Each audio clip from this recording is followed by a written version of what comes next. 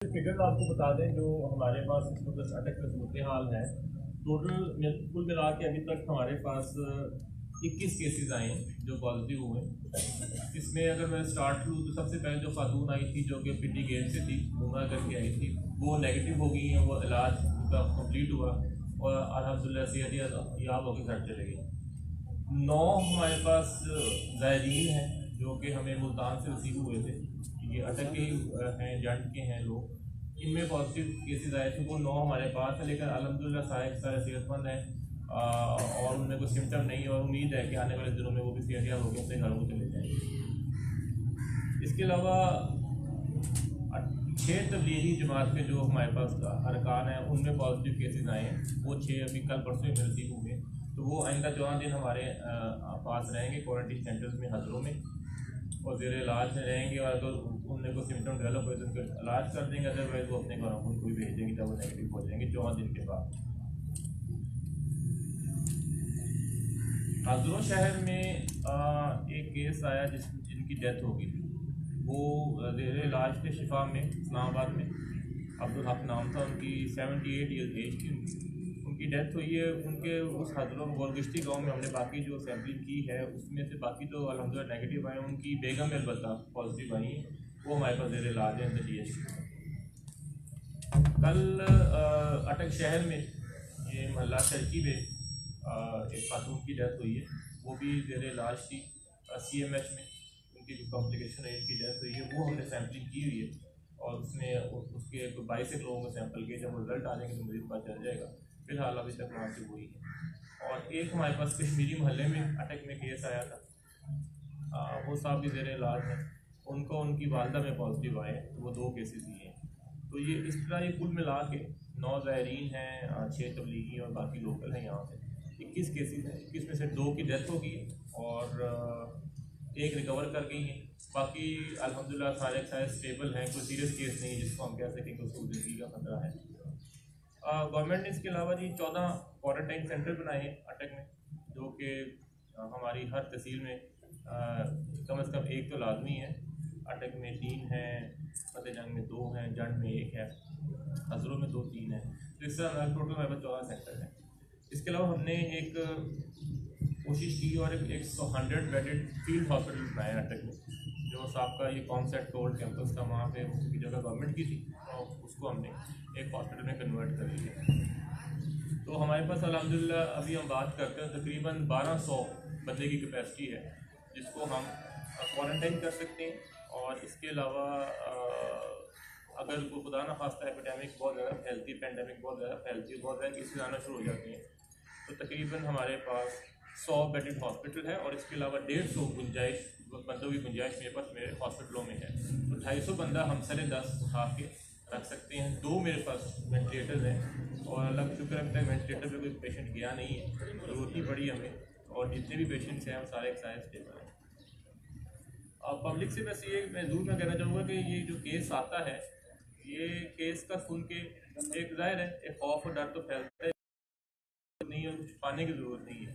अब बहुत सारे जो हमने केसेस लोगों ने देखा है कि लोग शिकायत करना शुरू हो गए, जी फलां जगह से ब्लॉक करें, जी फलां जगह सील करें, जी ये हो गया वो हो गया। डरे ना, छुपाएं भी ना, लेकिन डरे ना। हम किसी को पकड़ के ये जो इम्प्रेशन बना हुआ है कि जी गवर्नमेंट आती है पकड़ के ले जाती है, लोगों को पकड़ के नहीं लेके जा सकते। जो जिसके सिम्टम होते हैं उसको आइसोलेट कर लेते हैं। अगर वो स्टेबल है तो हम नॉर्मली उसको या उसी के घर में या मुतलका हॉस्पिटल में, जैसे जो जिन साहब की डेथ हुई है हजरों में, उनकी मिसेस ने उनके ये सिम्टम आए थे और मिसेस की उम्र ज़्यादा से उनको उठा के हम DHP हॉस्पिटल में ले आए हैं। हमारे पास ज़ेर इलाज है, सेफ है, इसमें कोई पकड़ रखा हुआ एलिमेंट नहीं है। जब किसी इलाके में निकलती है बीमारी के केस पॉजिटिव हो जाते हैं तो हम वहाँ पे घरों में आके सैम्पलिंग करते हैं, स्क्रीनिंग करते हैं, लोगों को टेस्ट करते हैं ताकि बीमारी मज़ीद ना फैले और उसको महदूद किया जाए। महदूद करने के लिए बाज़ का हमें गली वगैरह बंद करनी पड़ती है, लेकिन इसमें लोगों का फ़ायदा है, शहर का फ़ायदा है, तो उसमें हमारे ताउन करें और अल्हम्दुलिल्लाह लोग ताउन कर रहे हैं। लेकिन फिर भी ये जो इम्प्रेशन है कि ये पकड़ दकड़ हो जाती है, ये बिल्कुल गलत है। 2 हमने जनाजे करवाए हैं। जनाजा के बारे में वजाहत करता जो जनाजा के बारे में जो इम्प्रेशन आ रहा है कि जी हम जनाजा जो है किसी भी तरह इस्लामी तरीके के तरह से नहीं करवाते, गलत है।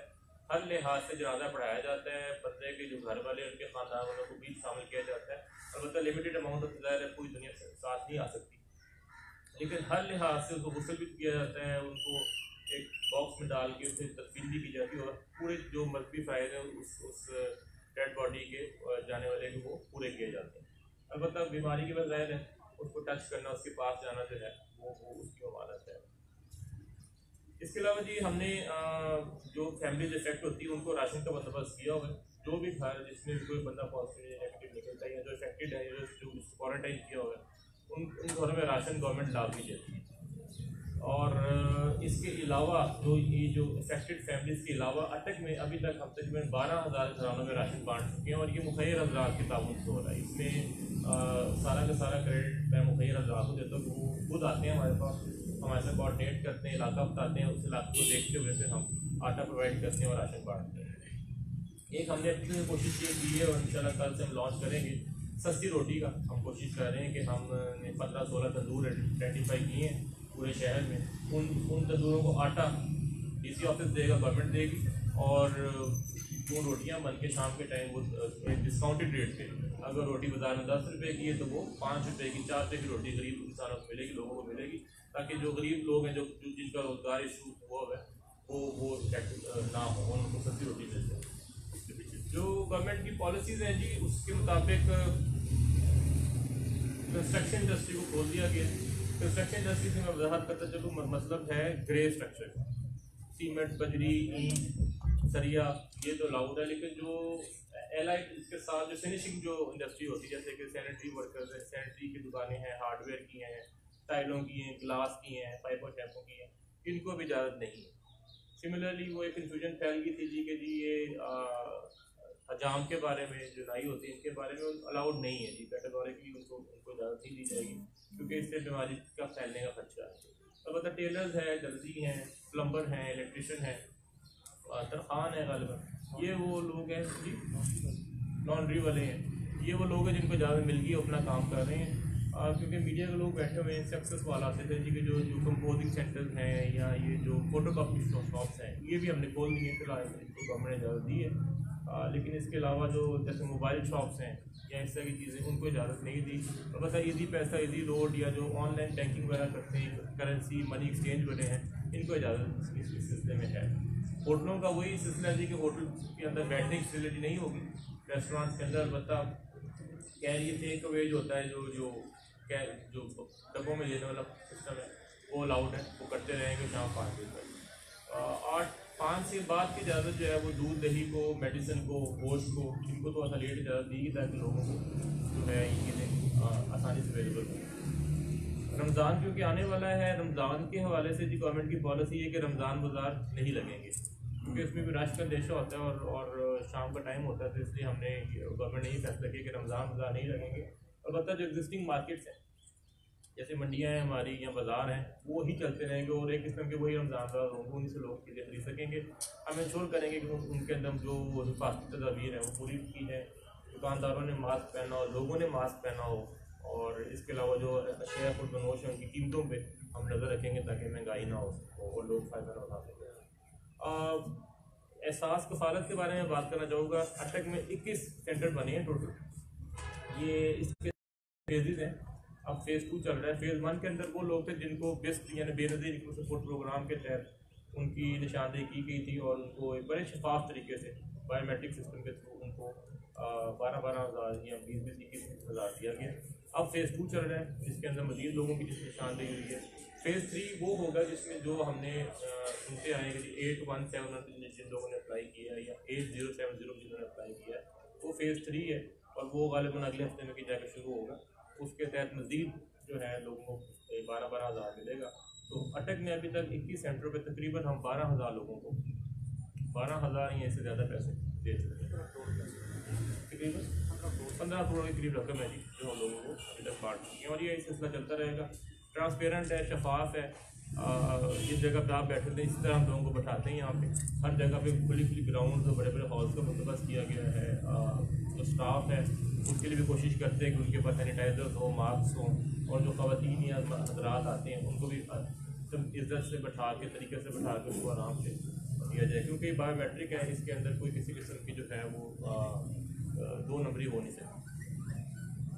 اس کے علاوہ جی ہمارے پاس جو ڈاکٹرز کے حوالے سے، کیونکہ ڈاکٹرز ہماری فرنٹ لائن پہ ہیں، وہ ظاہر اس بیماری کو فیس کرتے ہیں، گھروں میں جاتے ہیں، اسکریننگ وغیرہ بھی کرتے ہیں۔ ہم نے مزید ڈاکٹر بھی ہائر کیے ہیں، گورنمنٹ آف پنجاب سے ریکویسٹ کی تھی جتنی بھی ہماری ویکینسی نرسوں کی، ڈاکٹرس کی، پیرامیڈکس کی، وہ ہم نے ہائر کرنی ہے، اور وہ ڈاکٹر جتنے بھی نئے آ رہے ہیں کوشش کر رہے ہیں کہ ڈی ایچ کیو اٹک میں لگائیں تاکہ وہ فیلڈ ہاسپٹل میں وہ اپنی ڈیوٹیاں سر انجام دے سکیں۔ جو میڈیسن ہے اٹک میں الحمدللہ اویلیبل ہے، میڈیسن کی کوئی شارٹیج نہیں ہے، ہاسپٹل تقریباً سارے فنکشنل ہیں۔ او پی ڈی البتہ ہم نے تھوڑی سی لمٹ کی ہوئی ہے، کیونکہ اس بیماری میں مزید پھیلنے کا اندیشہ ہوتا ہے، اس لیے ہم او پی ڈی تھوڑی سی محدود چلا ضرور رہے ہیں، لیکن محدود لیول پہ چلا رہے ہیں، اور کوشش کرتے ہیں کہ لوگوں کو پہلے فلٹر کر لیں۔ لیکن یہ میں وضاحت کرتا چاہوں کہ ایمرجنسی بالکل چل رہی ہے، گائنی کے، دل کے، کوئی بھی ایسے کیس جو کہ سیریس ہے جس میں ایمرجنسی نیچر انوالو ہے، اس کی ٹریٹمنٹ ایسے روٹین کے مطابق چل رہی ہے۔ اس کے علاوہ جی جو ہمارے جو 2 یا 3 اسٹاف ہیں جن کی میں بالکل یا محکمے جن کی میں ضرور یہاں بات کرنا چاہوں گا، سب سے پہلے ہماری جو ٹاؤن کمیٹیز ہیں، میونسپل کمیٹیز ہیں، سینیٹری ورکرز ہیں، ان کا بہت امپورٹنٹ رول ہے۔ لوگ شاید اس کو ریئلائز نہیں کرتے، لیکن ایک کوارنٹائن سینٹر میں جہاں پہ پازیٹیو کیسز ہیں، ہاسپٹل ہیں جہاں پازیٹیو کیسز ہیں، ان کی صفائیاں، اس کو صاف رکھنا، اس کو مینٹین کرنا، شہر میں جگہ جگہ اسپرے کرنا، شہر میں جیسے ابھی ہم نے 2 جنازے کروائے ہیں، یہ سارا کام جو ہے میونسپل کمیٹیز کے ذمہ ہے، اور ان کی جو سروسز ہیں اس کو لازمی ہمیں اکنالج کرنا چاہیے۔ پنجاب پولیس کی سروسز کو میں ضرور یہاں پہ مینشن کروں گا، کیونکہ پنجاب پولیس کا بھی ایک بہت امپورٹنٹ رول ہے، جگہ جگہ ناکہ بندی کرنا، جگہ جگہ جا کے لوگوں کو چیک کرنا، یہ لاک ڈاؤن کو انفورس کرنا، اور نہ جانتے ہوئے کہ اگلا کیریئر ہے کہ نہیں ہے، یہ بھی ایک امپورٹنٹ رول ہے۔ تو اس لیے پنجاب پولیس کی سروسز کو ہم ضرور ایجوکیشن پیش کرتے ہیں۔ پاکستان افواج، پاکستان کی آرمی ہمارے ساتھ کام کر رہی ہیں، یونٹیں لگی ہوئی ہیں، ہم ان کے بھی مشکور ہیں، ماشاء اللہ بڑا اچھا کام کر رہے ہیں، اور ہمارے ساتھ اس لاک ڈاؤن کو انفورس کرنے میں ان کا رول بھی ہے۔ اور ہمارے جو ضلع انتظامیہ تو خیر ہوتی ہے، لیکن جو ہیلتھ ڈپارٹمنٹ ہے اس کا لازمی مینشن کریں گے، ڈاکٹر ہیں وہ ظاہر ہے وہ ڈائریکٹ کانٹیکٹ میں آتے ہیں کسی بھی پازیٹیو یا نیگیٹو مریض کے کیس میں، تو ان کی ہمت کو، ان کی جو ان کے حوصلے کی داد ہمیں ہر جگہ دینی چاہیے۔ تو یہ تھا جی میری طرف سے بریف سی اس کے بارے میں، اٹیک کے بارے میں آپ لوگوں کے دل میں کچھ سوالات ہیں دیکھیں کر کے بہت شکریہ سر۔ یہ جو فیلڈ اسپتال سر قائم کیے گئے اس کے بارے میں سر تعریف کر دیں، اس کے اندر اسٹرینتھ کتنی ہے، ڈاکٹرز اور ٹائمنگ اس کی؟ فیلڈ ہاسپٹل جی انیشلی جب ہم نے اسٹیبلش کیا تھا تو 80 بیڈ کا تھا اس میں، لیکن کیونکہ باقی تمام اضلاع میں 100 بیڈ منیمم تھا، ظاہر پی ٹی وغیرہ میں جو بڑے وہ بڑے تھے، تو ہم نے اس کو اپگریڈ کر کے 80 بیڈ کر دیا۔ 80 بیڈ سے مراد یہ ہے کہ یہ اس کے اندر کم از کم at any given time 100 patient accommodate کرنے کی گنجائش ہوگی، اور یہ فنکشنل ہے۔ یہ مطلب شاید کل بھی مجھ سے لوگ پوچھ رہے تھے کہ فنکشنل ہے کہ نہیں ہے، فنکشنل ہے۔ پیشنٹ ہمارے پاس نہیں ہے تو ابھی تک یہاں پہ کوئی بندہ نہیں آیا، لیکن الحمدللہ 100 بندے کو ہی ہینڈل کر سکتا ہے۔ ڈاکٹرز ہیں، نرس ہیں، ڈیوٹی روسٹر بن چکے ہیں، آکسیجن ہے، میڈیسن اویلیبل ہے، ہر چیز ہے، اور فلی ایک فنکشنل قسم کا یہ فیلڈ ہاسپٹل ہے۔ فیلڈ ہاسپٹل میں اور عام ہاسپٹل تھوڑا فرق تو ہوگا، ظاہر ہے کہ وہ عام ریگولر ہاسپٹل میں بہت ساری فٹنگز ہوتی ہیں، آپریشن تھیٹر ہوتا ہے، اور آکسیجن وغیرہ ان کی پائپنگ شیپنگ الگ ہوتی ہے۔ ہمارا ذرا فیلڈ ہے تھوڑا سا اس فٹنگ وائز تو نہیں ہوگا، لیکن یہ ہے کہ کافی حد تک آکسیجن کی سپلائی تک اگر پیشنٹ جاتا ہے ہم ہینڈل کر سکتے ہیں۔ ظاہر جب آپریشن وغیرہ کرنا پڑے یا اس کو آئی سی یو میں لے کے جانا پڑے تو پھر ہم کو ڈی ایچ پی میں لے کے جائیں گے۔ اچھا سر، آپ نے 2 روز پہلے ٹی وی پروگرام میں بتایا کہ ابھی یہ کیسز مزید بڑھیں گے، اور آپ نے دیکھا کہ مزید تعداد بڑھ بھی رہی ہے، لیکن اس کے باوجود لاک ڈاؤن کو نرم کیا گیا، تو اس کی کیا وجہ ہے؟ اور دوسرا سوال میں یہ کرنا چاہوں گا کہ جو پرائیویٹ سکولز ہیں ان کی فیسوں کے حوالے سے آپ کی کیا حکمت عملی ہے، اور اس عملے کو تنخواہیں نہیں مل رہی ہیں، اس حوالے سے شکایات آ رہی ہیں، تو یہ بھی ذرا بتا دیجیے گا۔ جی دیکھیں، لاک ڈاؤن کے بارے میں اکثر لوگوں کا یہ خیال ہے کہ لاک ڈاؤن کو نرم کیا گیا، لاک ڈاؤن کو نرم نہیں کیا گیا۔ دیکھیں، یہ ہم نے دیکھنا ہے پبلک کو یہ ظاہر ہے ان کو ان کی ایک ضروریات ہے، راشن ہے، ان کی کھانے پینے کی اشیاء ہیں، اور روزمرہ کی چیزیں ہوتی ہیں، تو رولز وہی ہیں، ریگولیشن وہی ہیں۔ 5 بجے کا مطلب 5 بجے آج بھی بازار بند ہوتے ہیں 5 بجے، اور 2 دن پہلے بھی 5 بجے ہی بند ہوتے ہیں۔ جو کچھ لوگوں کے آپ یہ کہہ سکتے ہیں کاروبار زیادہ کھل گئے ہیں، لیکن وہ بھی اس لیے کھول دیے گئے تاکہ جو ایک اکنامک کرائسس نہ جنریٹ ہو جائے ملک کے اندر، کیونکہ ظاہر ہے ہمارے جو بہت سارے لوگ ہیں جو کہ پاورٹی لائن کے اوپر ایک لوگ کام کر رہے ہیں، تو تو لاک ڈاؤن جو انٹینسٹی ہے ناقص اتنی ہے آج کل، ٹائمنگ بھی وہی ہے، رول ریگولیشن بھی وہی ہے، 144 بھی وہی لگی ہوئی ہے. تو صرف یہ ہے کہ کچھ کاروباروں کو اضافی تھوڑا سا موقع دیا گیا ہے، اور وہ بھی یہ دیکھتے ہوئے کہ شاید کہ انسیڈنس جو ہے بیماری کا وہ اس طرح اسپریڈ پاکستان میں نہیں ہوا جسے دنیا میں دیکھا جا رہا ہے. لیکن ہیونگ سیڈ دیٹ اس کو میں پھر وضاحت کرتا ہوں کہ یہ نہ ٹرانسلیٹ کرے کہ لاک ڈاؤن کمزور ہو گیا یا لاک ڈاؤن کو لوز کر دیا گیا ہے. ہماری سختی اتنی کی اتنی ہی ہے اور ہم وہی چیزیں انفورس کر رہے ہیں. جو بات کی اپنے پرائیویٹ اسکولس کی، میرے پاس 2 ایشوز آئے تھے ان کے پرائیویٹ اسکولس کے. ایک تو یہ آیا تھا کہ جی ان کو کچھ ٹائم چاہیے تھا کہ جی ہمیں ظاہر ہے انہوں نے کوئی فیسوں کا بندوبست کرنا ہوتا ہے یا اپنے جو ایڈمنسٹریٹو ایشوز ہے اس کو ٹیکل کرنا ہوتا ہے. اس کے لیے ہم نے ان کو 3 سے 4 دن دیے ہر مہینے کے شروع میں. یہ اپنے آفس کھولیں گے، اپنے معاملات طے کریں گے وتھ اسکیڈول اسٹاف، بالکل بیر منیمم اسٹاف کا کام کریں گے. اس کے بعد وہ اس کو دوبارہ اسکول کو بند کر دیں گے. اس میں کسی قسم کے ٹیچرس کو بچوں کو بلانے کی اجازت نہیں ہے، صرف یہ کہ اپنا ایڈمنسٹریٹو اسٹاف جو ہے ان کو بلائیں گے. جو فیس کی جہاں تک ایشوز ہے وہ ہم نے معاملہ میں نے سی او ایجوکیشن کو کہا ہوگا اور سی او ایجوکیشن نے ٹیک اپ کیا. Hope fully by next month, یہ تو تقریباً مہینہ گزر گیا، نیکسٹ منتھ انشاءاللہ فیس کا ایشو ریزالو کر لیں گے.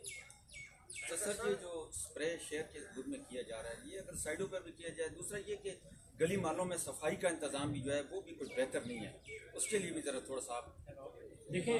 گلی محلوں میں جب آپ کہتے ہیں کہ صفائی کا نظام تو وہ ڈیفینیٹلی افیکٹ تو ہوگا. اس کی وجہ یہ ہے کہ میرے پاس ٹیم تو اتنی کی اتنی ہی ہے اور اب اس ٹیم ان کو گلیوں میں اسپرے کرنا پڑتا ہے، ان کو یہاں پہ سینٹرز پہ ڈیوٹی کرنی پڑتی ہے، ان کو خدا نہ خواستہ تو ہاسپٹلوں میں کوارنٹائن سینٹر پہ ڈیوٹی کرنی پڑتی ہے. تو لوگ اتنے کام بڑھ گئے تو تھوڑا سا ذرا کمپرومائز آتا ہے. ہم نے کچھ جو علاقے جو تھوڑے سے شہر سے باہر ہے ان کو تھوڑا کمپرومائز کرتے ہوئے، لیکن شہر کے اندر صفائی بہرحال ہمیں رکھنی ہے، ہماری ذمہ داری میں شامل ہے. آج اس کو مزید بھی امپروو کر رہے ہیں، دیکھ رہے ہیں. آپ دعا کریں کہ حالات میں بہتر ہو تاکہ دوبارہ ہم اپنی نا اس روٹین کی طرف جانا شروع کر دیں. اسپرے بالکل کرنا پڑتا ہے جی، اور اسپرے میں بہت کوشش کرتا ہوں کہ میں فیس بک پہ اویلیبل رہوں لوگوں کو. میرے جتنے بھی آفیسرز ہیں، سی اوز ہیں، میرے جو اے سیز ہیں وہ بھی اویلیبل رہیں. آپ کو کسی بھی علاقے میں میڈیا کے تھرو میں کہہ رہا ہوں کسی بھی علاقے میں اگر صفائی کا ایشو ہے تو اور وہ میونسپل کمیٹی کے حدود میں آتا ہے تو پلیز ہمیں ڈی سی کو، سی او کو، اے سی کو بتا دیں. ہم اس کو فوراً نہ صحیح تو 1-2 دن میں صاف ضرور کروا دیں. نمبر 1. نمبر 2 جو اسپرے ہے وہ بہت ضروری ہے. اسپرے ہم تو اپنی روٹین میں فالو کرتے ہیں ان علاقوں میں جہاں رش ہوتا ہے، جہاں لوگ چیزوں کو ہاتھ لگاتے ہیں، بازاروں میں جاتے ہیں یا آپ یہ کہہ لیں کہ بینکوں میں جاتے ہیں، دفتروں میں جاتے ہیں، ان کو تو ہم ریگولر اسپرے کرتے ہیں. جن گلی والوں میں خدا نہ خاصا کیس نکل آئے تو اس گلی محلے میں ریگولر اسپرے ہوتا ہی ہوتا ہے، وہ بھی ایک ایس او پی کا حصہ ہے. اور اس کے علاوہ اگر آپ سمجھتے ہیں کہ آپ کے علاقوں میں اسپرے کروانا ہے تو پھر میں وہی کہوں کہ ہمیں اطلاع دے دیں، میسج کر دیں، فیس بک پہ بتا دیں، آفیسر میں بتا دیں. ہم اسپرے ڈیفینیٹلی کروائیں.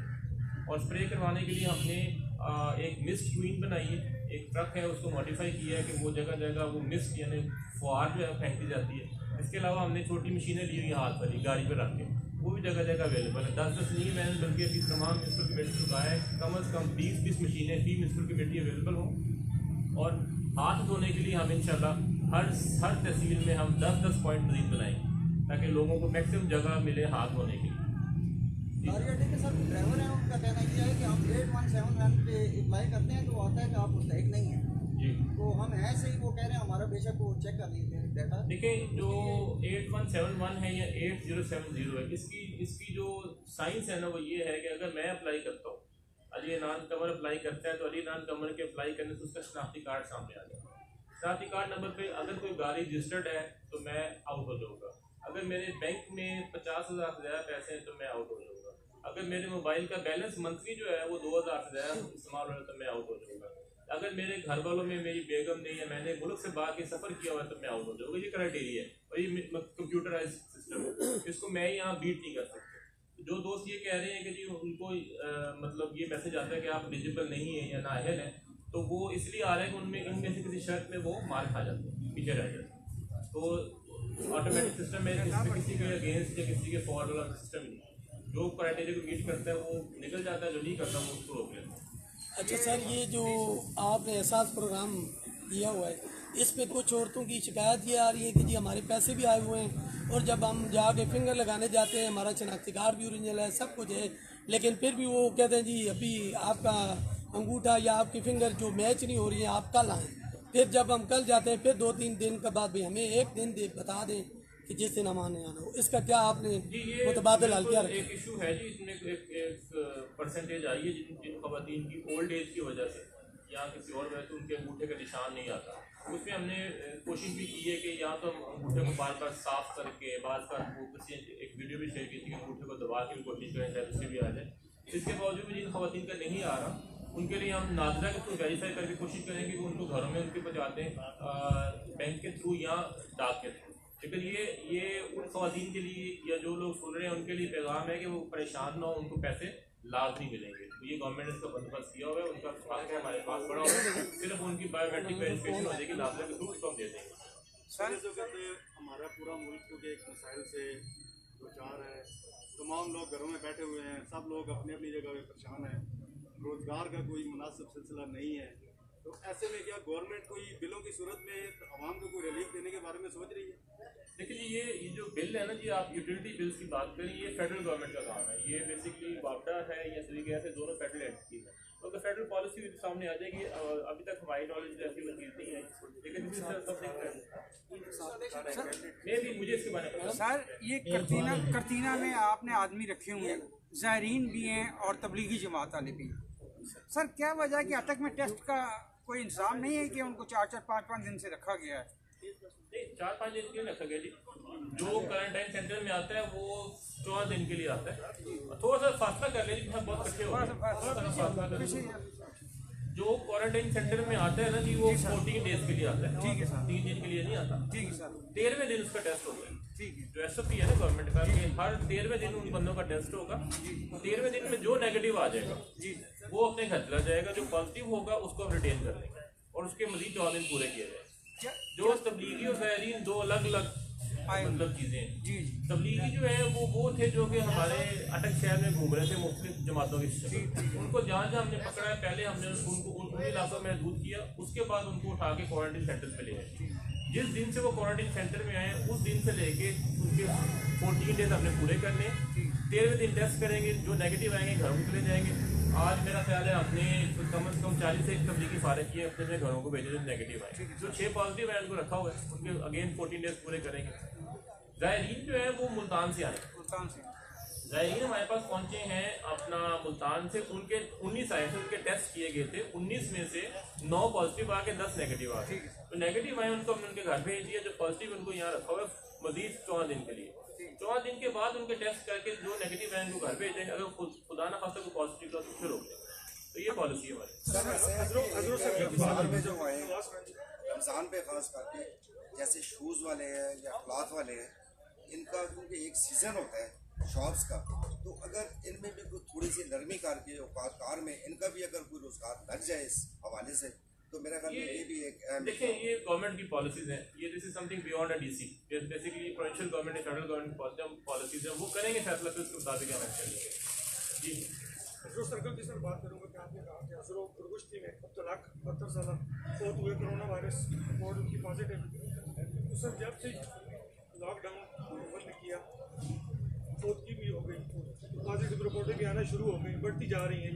تو عزرو سرکل عزرو اور کامرا میں سارے اس وقت آپ دیکھ لیں کہ وہاں پہ بازاروں میں رش ایسا ہے کہ جس طرح چاند رات کو ہوتا ہے، تو اس طرح اس پہ لاک ڈاؤن پہ عمل درآمد کیوں نہیں کروایا جا سکتی سے کہ پازیٹیو رپورٹیں بھی آنا شروع ہو گئی، بازاروں میں رش بھی اور عمل درآمد نہیں کروایا جا رہا.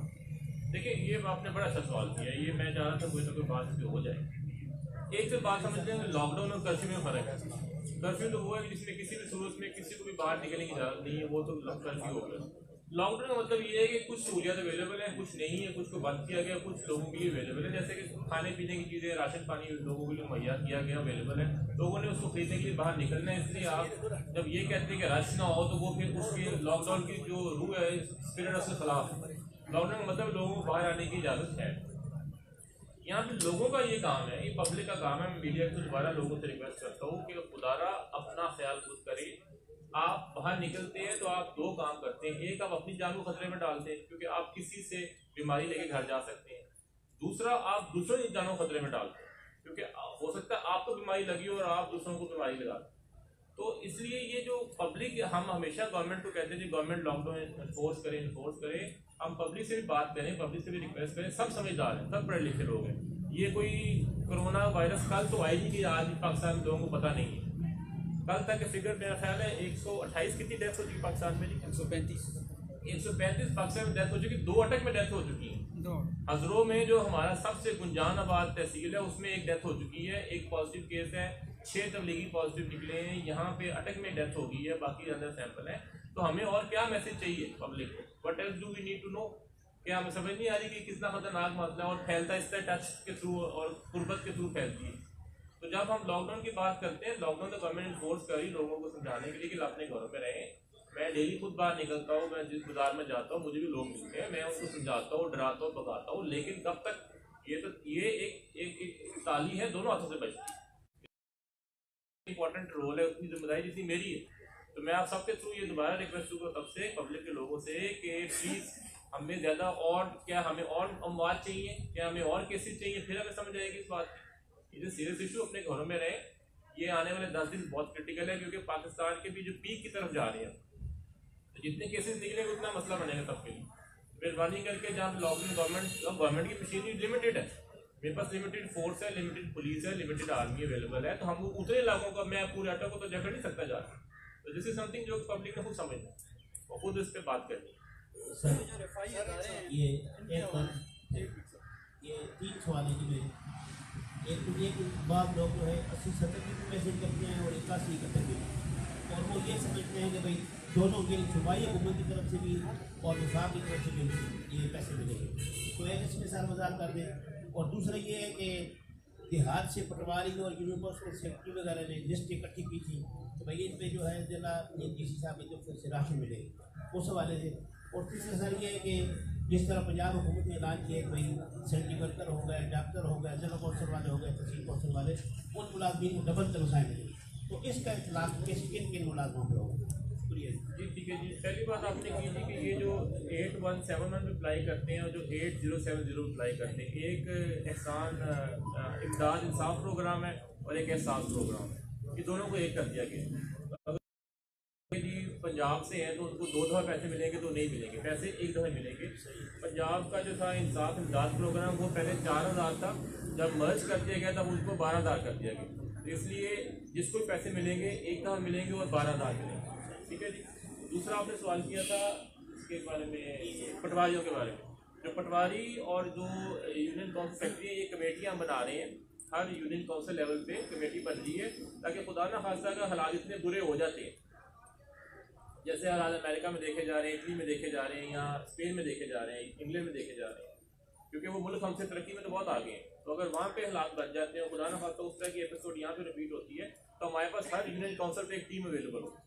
तो उसके लिए हमने मुख्तलिफ जो है इलाके के पटवारियों को के थ्रू इमाम मसाजिद, काउंसलर, सेक्रेटरी यूनियन काउंसिल और जो इलाके की जो शख्सियात हैं उनको उनकी कमेटियाँ बनवाई हैं। उसमें आर्मी भी होगी, उसमें पुलिस भी होगी, उसमें इंतजामिया के लोग भी होंगे, ताकि हम यूनियन काउंसिल लेवल के अंदर जाके फिर काम कर सकें। और आगे उसमें गाँव लेवल की कमेटियाँ होंगी जो कि हर गाँव में जाके काम करेंगे। तो एक आइडिया है जिससे हमने काम किया।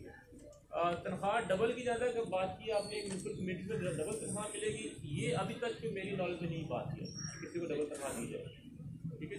अच्छा सर, इसमें एक बात यह है कि शहर की हद तक तो बड़ा कुछ देखने में आता है, लेकिन देहातों की सूरत में कोई ऐसी अवेयरनेस के लिए कोई टीम हमने नहीं देखी कि जो शहर के इर्द गिर्द के इलाकों में भी, जिस तरह खसूसन शहर के साथ जो जुड़े जुड़े हल्के हैं, जो इलाके हैं, वहाँ पे गवर्नमेंट की तरफ से, म्यूनसिपल कमेटी की तरफ से कोई अमला गया हो, किसी मस्जिद में कोई ऐलान कराया गया हो, या उस पर किसी किस्म की कोई चीज़ देखने में आई हो, ऐसी कोई चीज़ हमने नहीं देखी। और दूसरा ये है कि नमाज तरावी के अलावे से, उसके हवाले से जो रमज़ान शरीफ आ रहे हैं, उसके क्या इक़दाम हैं उस बारे में? देखिए, जो पहली बात आपने की अच्छा पॉइंट है, हम नोट कर लेते हैं और इसके ऊपर एक्सरसाइज शुरू कर लेते हैं कि हम ये जो शहर के मुज़ाफ़ाती इलाके उसमें भी ऐलानात वगैरह दोबारा करवाना शुरू कर देते हैं। वैसे करवाते तो हैं, पता तो है, लेकिन फिर आपने क्योंकि बात की है इसको नोट कर लेते हैं। जहाँ तक बात है तरावियों की, तरावियों से हमारी 2 मीटिंग हो चुकी हैं उलमाए हज़रात से और जो हमारे ज़िले अमन कमेटी है। अभी मैंने फिर रमज़ान से पहले एक मीटिंग और रखूँगा, इसमें दोबारा बात करेंगे। रिक्वेस्ट हमने की है, उलमाए हज़रात ने भी ताउन का वादा किया है और हम कोशिश भी कर रहे हैं, लेकिन तीसरा फैक्टर है वो पब्लिक है, जिसने खुद आना है, जो लोगों ने आना है, वो उनकी मर्जी है। अब जब कोई मस्जिद में आ जाता तो फिर उसको वो चीज़ निकाल नहीं सकते वहाँ से, आपके लिए आप ना आए, तो ये मिल के चलेंगे। लोगों का भी काम है कम से कम निकले बाहर जुमात में फासला रखें, फर्ज नमाजें पढ़ें, बाकी घरों में पढ़ें, बूढ़े लोग बच्चे लोग मस्जिद में ना आएँ। मसाजिद की इंतजामिया जो है वो स्प्रे करवा रहे हैं जगह जगह पे अपनी मसाजिद के अंदर, लेकिन अगेन जब मस्जिद में कोई बंदे आ ही जाएंगे तो फिर उसको कोई मना नहीं करता। तो ये दोनों ने मिलकर चल रहे हैं, पब्लिक का अपना एक रोल है, हमारा अपना रोल, लेकिन इससे कोशिश करेंगे कि रश कम से कम हो। सर ये जो आप शाम के टाइम पे 5 बजे बाजार बंद करते हैं, उसके बाद जितने रेडियो वाले हैं डॉक्टर इबादत की अस्पताल के पास वो बना हुआ है गोलदारा साहब, वहाँ पे सारे साइडों पे हो जाते हैं। जब ये आपकी नफरी ख़त्म हो जाती है निकल आते हैं, वो बाजार उसी तरह फिर शुरू हो जाता है। इसका या तो फिर आप कोई बंदे हायर करें कि उधर एक नीचे कोने में देख ले, चेक कर लीजिएगा, देख लें। फील्ड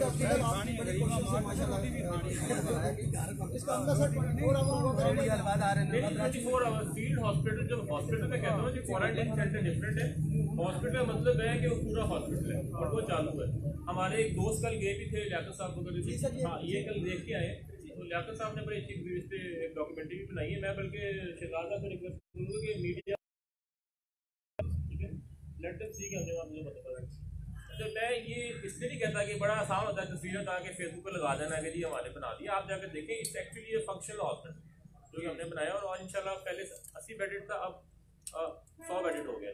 सर ये इखलाक साहब जज से हैं, ये सवाल करना चाहते हैं, मैं एक सवाल मैं हाँ आप ही 2 सवाल करें सर एक राइट हो गए लोग खुल जाए पीछे पीछे। सर एक सवाल मैं करना चाह रहा हूँ, सोशल डिस्टेंसिंग ब्रेक करके आगे आया हूँ, लेकिन क्या करूँ कि मुझे मौका अच्छा सारे दोस्त बैठ जाए, माइक तो है सबके बैठ जाए तो ताकि फासला रहे जी, बैठ ये साइड पे हो जाए, कुछ उधर हो जाएगी तो माइक सबके पास है, सवाल आ जाएगी।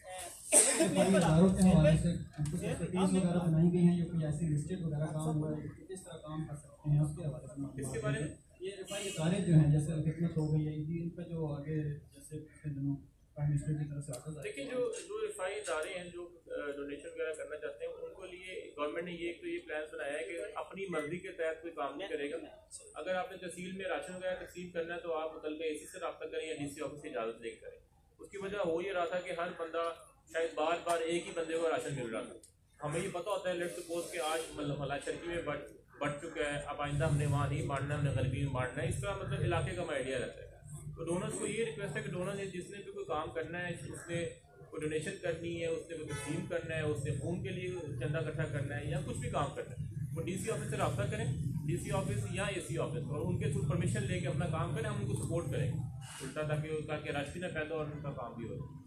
सर मैं मेरे एक तजवीज़ है कि बाज़ इलाकों में ये देखा जाता है कि जहाँ कोई शक की बुनियाद पे कोई हेल्थ की टीमें जाती हैं कि किसी घर में कोई कोरोना का मरीज़ निकल आया है, उनको इत्तला दी जाती है, तो वहाँ की वो टीमें वहाँ पे पहुँच जाती हैं और वहाँ पे एक खौफ और हिरास पैदा हो जाता है। और वहाँ पे दूसरी सर मैं समझता हूँ कि गलती ये होती है कि वहाँ पे एक बोर्ड लगा दिया जाता है जिससे मज़ीद खौफ हिरास करता है। इस तरह हमारे इलाके मिर्ज़ा के अंदर हमने देखा कि दुश्मनियाँ बन गई हैं कि कराची से वो लोग आए थे और हेल्थ की टीमें उठा के ले गई। सर अगर चेक भी करना हो तो खुफिया तरीके से किया जाए और वो बोर्ड का जो सिलसिला है वो ना किया जाए। देखिए दूसरा मेरा सवाल ये है कि आपकी तरफ से कल एक अच्छा इक़दाम सामने आया है कि 5 रुपये रोटी कर दी गई है, वो शाम 5 से रात 8 बजे तक। अभी हमने कुछ तंदूरों को चेक किया लेकिन वहाँ पर सरकारी आटा नहीं पहुँचा, वो ये कह रहे हैं कि हमें सरकारी आटा नहीं मिला, हम मिलेगा तो हम देंगे। अब उसका भी आप देख लें कि वो कब तक शुरू हो जाएगा ताकि जो आम आदमी को आप रिलीफ देना चाहते हैं वो उनको रिलीफ मिल सके। तीसरा मेरा सवाल ये है कि जो या शिकाग या शकरदरा के इलाके हैं वहाँ पर काफ़ी आबादी है, क्योंकि लॉकडाउन की वजह से लोग शहर की तरफ नहीं आते। पास हमने देखा कि आपने ये काम किया कि रक्शे वालों को पकड़ा, डबल सवारी वालों को पकड़ा, तो आप ये काम करें कि जो देहात हैं हमारे मुज़ाफ़ाती इलाके हैं, कुछ तंदूर ऐसे हैं जो 5 रुपये रोटी दे सकते हैं, उनको भी फैसिलिटेट किया जाए गाँव की सतह पर। और चौथा सवाल मेरा ये है कि कल आपने एक ब्रीफिंग दी है आलमगीर साहब सेक्रेटरी जो आए थे, उसमें आपने कहा कि 2 अफराद जो हैं वो हलाक हो गए। अब इसकी ये डेफिनेशन बता दें, जो कोरोना वायरस से जो मरता है वो हलाक है, जाँ बहक है या शहीद है? ठीक है। पहली बात तो इसमें आ जाए जो आप कह रहे हैं कि इलाकों में हम जहाँ पे वो केस निकलता है, केस जो है बेसिकली निकलता है तो उसकी गवर्नमेंट की SOP جہاں پہ بھی کوئی پازیٹیو کیس ہوتا ہے وہاں پہ ہماری ہیلتھ ٹیم میں جاتی ہیں اور اس بیماری کے پھیلاؤ کو روکنے کے لیے ہم نے آس پاس کے گھروں میں چیکنگ کرنی ہے. فی الحال یہ ہمارے ایس او پی کا حصہ ہے تاکہ کوئی اس کے رابطے میں تھا, کسی نے اس کو ملا جلا ہاتھ لگایا تو ان گھروں کو آئیڈینٹیفائی کر کے کوارنٹائن کرنا. تو یہ ایس او پی ہے. اس میں پہلے بھی کہہ چکا دوبارہ کہہ رہا ہوں کہ اس میں ڈرنے کی ضرورت نہیں ہے, یہ آپ لوگوں کی پروٹیکشن کے لیے ہی ہو رہا ہے. مطلب اگر مجھے پتہ ہے کہ اس گلی محلے میں کوئی ایک کیس نکل آیا تو میں نے باقی گھروں کو یا آس پاس کے گھروں کو چیک کرنا ہے. یہ ہماری ریکوائرمنٹ ہے بیماری کو پھیلنے سے روکنے کے لیے. آپ نے کہا جی ہم اٹھا کے لے جاتے ہیں, اٹھا کے کوئی کسی کو نہیں لے کے جاتا. مطلب آپ اگر اٹک کی دیکھ لیں جتنے اب تک کیسز آئے ہیں ماس وائی ایک کیس کے جن میں وہ فوتی ہوئی حضروں میں جن کی بیسس کو نکلا ان کو اٹھا کے ہم نے ڈی ایچ کیو میں شفٹ کیا ہے. باقی کسی کو نہیں اٹھایا گیا, نہ گورنمنٹ پکڑتی نہ جکڑتی. یہ امپریشن پلیز غلط ہے, اس کو دور کریں. ہم کسی کو گرفتار نہیں کرتے, کسی کو اریسٹ نہیں کرتے, کسی کی پکڑ رکڑ نہیں کرتے. ان کو یہاں ان کے ہاؤس میں کوارنٹائن کیا جاتا ہے کہ اپنے گھروں سے باہر نہ نکلیں. امکان ہے کہ یہاں بیماری ہے, اس کا ٹیسٹ آتا ہے, جب نیگیٹو ہو جاتا ہے تو بس پھر وہ ٹھیک ہوتے ہیں, ان کو کچھ نہیں کہا جاتا. لیکن یہ کوارنٹائن کا حصہ ہے. 14 days کے لیے اگر ایک علاقے میں مسئلہ ہو گیا ہے تو اگر باقی اس علاقے والے ہیں وہ احتیاط کر لیں گے تو اپنی جانوں کے تحفظ کر رہے ہیں, وہ اپنی جانوں کا تحفظ کر رہے ہیں, اپنے گھر والوں کی جانوں کا تحفظ کر رہے ہیں. اس میں کوئی بری بات نہیں. اس کے بعد آپ نے کہی تھی کہ ہم ان کو وہ پوسٹر لگائے تھے. پوسٹر لگانا اس لیے ضروری ہے تاکہ باقی لوگوں کو پتہ چلے کہ اس علاقے میں کرونا کا کیس نکلا ہے یا نکل سکتا ہے, تو وہ اپنی حفاظت کر سکے. وہ اس علاقے میں جائے نہ, وہ اپنا ماسک استعمال کریں, اپنے ہاتھ بار بار دھوئیں. یہ ان کی اطلاع کے لیے, اس میں کسی کی تصدیق کرنا یا کسی کو نیچا دکھانا مقصد نہیں ہوتا. یہ لوگوں کی پبلک اویئرنیس کے لیے ہے کہ جی اس علاقے میں کیس نکلا ہوا ہے. اب کل کو جو اٹک میں جو کیس نکلا ہے اگر میں وہاں بینر نہیں لگاؤں گا تو کس کو کیسے پتہ چلے گا کہ اس علاقے میں گلی میں کیس ہے. تو یہ اس کو آپ الٹا لے رہے ہیں, ہم اس کو اس کا لیتے ہیں لوگوں کو اطلاع کے لیے لگایا کہ یہاں پہ کیس نکلا ہے, یہاں پہ ڈیتھ ہوئی ہے, اتنا سیریس ایشو ہے, یہاں ڈیتھ ہوئی ہے, تو یہاں پہ مت آئے. تو یہ ہم اس کو نہیں روکیں گے, ہم کریں گے. ہماری اویئرنیس کا یہ حصہ ہے. سر یہ رمضان آ رہے ہیں, آپ نے اچھا حکومت نے اعلان کیا کہ سستا بازار نہیں لگ رہا, اس میں چیز کوئی سستی نہیں ملتی, رمضان بازار لگ جاتا تھا. لیکن ایک گزارش یہ ہے کہ رمضان بازار سے آپ ریٹ ابھی 4 دن پہلے دیکھ لیں کیا ہوگا, اور جب پہلا رمضان ہوگا ہر چیز ڈبل ہوگی, خاص کر فروخت. سر اس پہ بالکل کنٹرول نہیں رہتا. پچھلی دفعہ میں نے اے سی صاحبہ کو کہا تھا, آپ سے بھی گزارش کر رہا ہوں, یہ رمضان میں تو رعایت ہونی چاہیے, لیکن بدقسمتی یہ ہے کہ ہر چیز کے ریٹ ڈبل ہوتے ہیں. یہ ذرا آپ اس پر نظر. یہ تو مسلمانوں کا المیہ نا جی, یہ صرف پاکستان کا نہیں, مسلمانوں کا المیہ ہے کہ رمضان میں مائز اوپر چلی جاتی ہے. اکراس دی ورلڈ دیکھا جاتا ہے. لیکن میں نے میرے پاس تقریباً اس وقت اگر میں غلطی 32 ایک پرائز میجسٹریٹس ہیں, ان کو نکالتے ہیں. آپ کسی بھی وقت آ کے آفس میں ہمارے صرف فگرز لے لیں کہ ہم نے لیٹ سپوز کرونا سے پہلے اور کرونا کے بعد کتنے جرمانے کیے, کتنی ایف آئی آریں کی, وہ بہت زیادہ انکریز ہو گیا. ٹھیک ہے نا. اب میرے پاس بھی ہمارے پاس بھی تو پرائز چیکنگ کی یہ میکینزم ہے نا کہ بار بار جائیں پرائز چیکنگ کریں, جرمانے کے تاکہ لوگوں کو اس کا خوف پیدا ہو, اور یہ کریں گے انشاءاللہ رمضان میں بھی کریں گے. دس is only mechanism we have. اس کے علاوہ قیمت ایپ ہے, ایک گورنمنٹ نے لانچ کی, وہ میں آپ سب کے ضرور بات کرنا چاہوں گا. قیمت ایپ کے بارے میں سب کو بتلا دیں. وہ ایک موبائل اپلیکیشن ہے, فری ہے, ڈاؤن لوڈ کریں. جہاں پہ آپ کو شکایت آتی ہے کسی دکاندار سے, کسی اسٹور سے, کسی بندے سے کہ وہ چیز ریڈی والا مہنگا بیچ رہے ہیں, اس کی تصویر اتاریں, اپلوڈ کر دیں اور قیمت فیڈ کر دیں کہ یہ چیز اتنے کی, اتنے کس نے مجھے دے دی ہے, تو اس کا جرمانہ بھی ہوگا, وہ بچ نہیں سکتا پھر. تو یہ بھی آپ لوگوں کا رول ہوگا کہ اس کے تھرو ہم مہنگائی کو کنٹرول کر سکتے ہیں. سر یہ صافی سر صافی سے سوال ہے نا, احساس پروگرام اس کی رفتار سر سست نہیں ہے. دیکھیں رفتار کا تعین جو ہے نا وہ لوگوں سے ہوتا ہے. اب اٹک میں ایک سرٹن نمبر آف پیپل ہے جو کہ جیسے بسٹ تھا پہلے, جو پہلی فیز تھی بے نظیر انکم سپورٹ پروگرام, اس کے اندر جو لوگ رجسٹرڈ ہیں انہوں نے آنا تھا.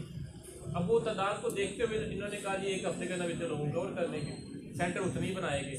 یہ اس کو تیز یا سلو کرنا یہ بیسکلی بے نظیر انکم سپورٹ پروگرام بسٹ کا یا احساس پروگرام کی اپنی مرضی ہے.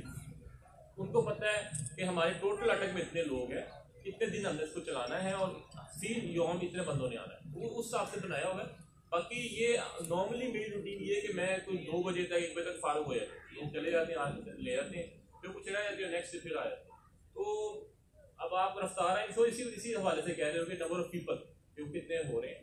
اس کو جلدی کرانے کے لیے میرے پاس ویسے تو 28 سینٹر ٹوٹل بنتے ہیں, میں نے 21 تو کھولے ہوئے ہیں آلریڈی, تاکہ میکسیمم لوگوں کا اسپریڈ ہو. جو جیسے جنڈ ہے, پنڈی گئے ہوئے دور دراز علاقے, وہاں پہ زیادہ لوگ آ جائیں تو ان کو اکوموڈیٹ کیا.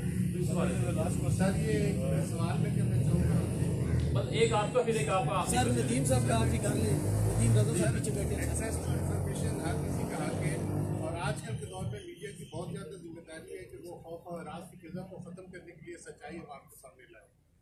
बतौर सहाफ़ी आपसे लोग कम पूछते हैं, हमसे ज़्यादा पूछते हैं क्या हो गया क्या नहीं हो गया, और हम सहाफ़ी जो हैं उनको इत्तलात तक रसाई मुमकिन नहीं है। तो क्या कोई आप corona management cell media cell के हवाले से बनाएंगे जहाँ कम अज़ कम सहाफ़ी लेके दुरुस्त इत्तलात हासिल कर सकें और वो आवाम तक पहुँचा सकें? दूसरा पॉइंट ये है सर कि ये जो फेज़ 2 है एहसास एमरजेंसी कैश प्रोग्राम का, इसकी आपने नहीं बताया। पहले तो BISP फेज़ 1 में है और फेज़ 3 में 8171 और 8070 वाले। फेज़ 2 में कौन अप्लाई करता है, और अगर कोई अप्लाई करता है एलिजिबल है और उसका नाम किसी वजह से नहीं आ रहा तो वो किस तरह आपसे रोक सकते हैं? देखिए थैंक यू जी। जो आपने कहा जी मीडिया कंट्रोल सेंटर बनाना चाहिए, बिल्कुल मैं इसके बारे में सोच रहा हूँ। मैं शायद आने वाले दिनों में अपना एक वेब पेज बनाऊँ। वेब पेज के ऊपर हम डेली अपनी जो है ना फैक्ट से फिगर शेयर करते रहेंगे, इन्फॉर्मेशन आती रहेगी, ताकि मीडिया वालों को भी बजाय किसी से पूछने के आप पेज खोलें, आपको हर डेली की इन्फॉर्मेशन मिल जाए। वो हम इंशाल्लाह जल्दी लॉन्च कर लेते हैं। जो बात की आपने ये एहसास प्रोग्राम की फेज़ 1 फेज़ 2 की, फेज़ 1 में तो जो लोग ऑलरेडी रजिस्टर्ड थे उन्हीं का डेटा था और वो लोग आए हैं। फेज़ 2 में भी एक नेशनल सोशल सर्वे हुआ होगा। इसमें इन्होंने बेसिकली पॉवर्टी लाइन की क्राइटेरिया बनाया हुआ है कि जी 1 से लेकर 16% तक जो लोग आते थे वो फेज़ 1 में थे, 16 से लेकर 26% तक जो लोग आते हैं वो फेज़ 2 में, जिनको आजकल पैसे दिए जा रहे हैं। इसके बाद जो है फिर वो जो जिन्होंने अप्लाई किया होगा 8171 और 8070, तो ये 3 फेजेज में काम करेगा। ये 3 कैटेगरीज आप पहले उसमें काम कर रहे हैं। तो अभी फेज़ 2 जारी सर्वे हो चुका होगा। इसमें करते हैं और उसका नाम नहीं आ रहा, जो क्वालिफाई कर रहा है उसका नाम नहीं आ रहा, वो मुतल्लिका सेंटर पे चला जाए। वहाँ पे बेनज़ीर इनको सपोर्ट प्रोग्राम के लोग बैठे होते हैं, या हमारे AC ऑफिस में चला जाए, वो लोग उनका रब्ता करवा देंगे और वो देख लेंगे क्या वजह है इनको इनकार होने की, क्यों नहीं करते। जी आखिरी क्वेश्चन जी। सर ये जो साफ़ी काम कर रहे हैं इनके लिए इसमें मुस्तहिक अफराद भी हैं साफ़ी, उनके लिए मुकामी इंतजामिया कुछ कर सकते हैं? देखिए मैंने कहा जी ये इंतजामिया का तो यहाँ किसी गवर्नमेंट के इवन MPA का भी इसमें कोई अमल दखल नहीं है। ये जो बंदा अप्लाई करता है, अगर शहजाद अप्लाई करते हैं, मैं अप्लाई करता हूँ, आप अप्लाई कर देते हैं, उनके 3-4 क्राइटेरिया। पहला क्राइटेरिया ये है कि जी आपका बैंक में पैसे कितने हैं, नंबर 2 आपके नाम को गाड़ी तो नहीं है, नंबर 3 आपका मंथली मोबाइल का खर्चा कितना है। अब क्योंकि आप सारे प्रेस वाले हैं, आप सबके मोबाइल के खर्चे ज़्यादा ही होंगे, ठीक है ना, क्योंकि इतने यूट्यूब चलती है, इतने वो व्हाट्सएप चलते हैं। और चौथा है कि ट्रैवलिंग, अगर आप नहीं गए तो क्या आपकी बेगम वो ट्रैवल उसने किया ही नहीं किया। ये 3-4 क्राइटेरिया में जो फिट नहीं आता ना वो आउट हो जाता है। ये एक सिस्टम है, कंप्यूटराइज सिस्टम। इसमें कोई भी अप्लाई करके देख ले, मैंने भी कोशिश की है, वो कहते नहीं वापस।